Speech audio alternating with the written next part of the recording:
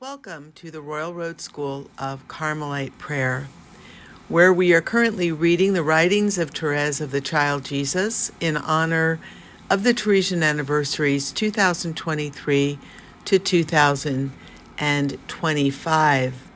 Today we turn our attention to Manuscript A. The Carmelite order devoted itself to the study of Manuscript A in 2023, and we have been looking at excerpts taken from this manuscript, and we have reached the conclusion. Today we are going to look at Study Guide 8, the offering to Merciful Love. You will find a link below where you can read what you will hear being read, and this will conclude our study of Manuscript A. Oh, my dear mother, after so many graces, can I not sing with the psalmist, "How good is the Lord! His mercy endures forever." It seems to me that if all creatures had received the same graces I received, God would be feared by none, but would be loved to the point of folly. And through love, not through fear, no one would ever consent to cause him any pain. I understand, however, that all souls cannot be the same, that it is necessary there be different types in order to honor each of God's perfections in a particular way. To me, He has granted His infinite mercy, and through it, I contemplate and adore the other divine perfections. All of these perfections appear to be resplendent with love, even His justice, and perhaps this even more so than the others, seems to me clothed in love. What a sweet joy it is to think that God is just, that He takes into account our weaknesses, that He is perfectly aware of our fragile nature. What should I fear then?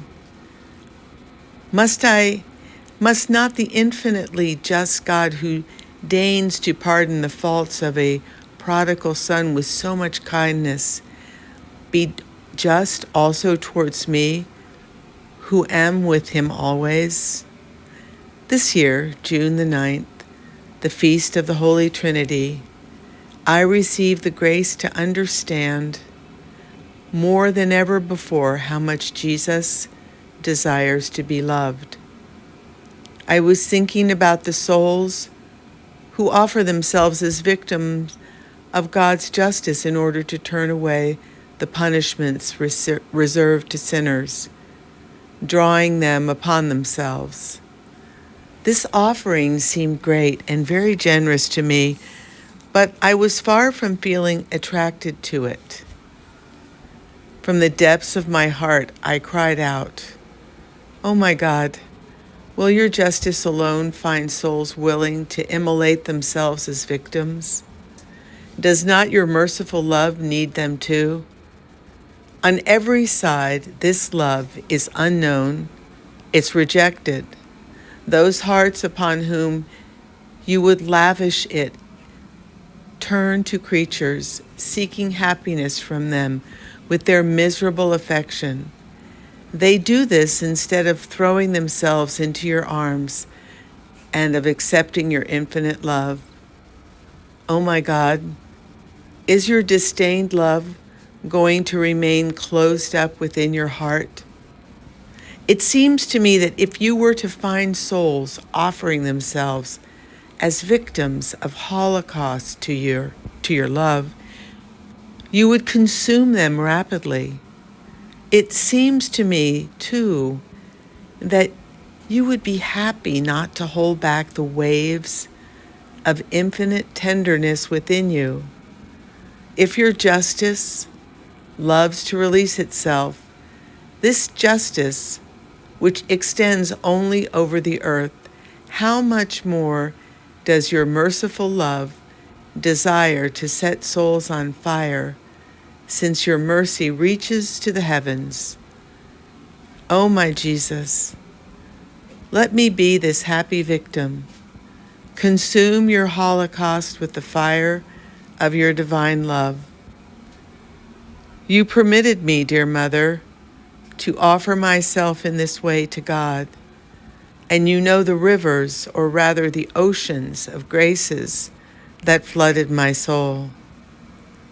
Since the happy day, it seems to me that love penetrates and surrounds me, that at each moment this merciful love renews me, purifying my soul and leaving no trace of sin within it. And I need have no fear of purgatory. I know that of myself, I would not merit even to enter that place of expiation, since only holy souls can have entrance there. But I also know that the fire of love is more sanctifying than is the fire of purgatory. I know that Jesus cannot desire useless sufferings for us, and that he would not inspire the longings I feel unless he wanted to grant them. Oh, how sweet is the way of love. How I want to apply myself to doing the will of God always with the greatest self-surrender. Here, dear Mother, is all I can tell you about the life of your little Therese. You know better than I do what she is and what Jesus has done for her. You will forgive me for having abridged my religious life so much. How will this story of a little white flower come to an end? Perhaps the little flower will be plucked in her youthful freshness, or else transplanted to other shores.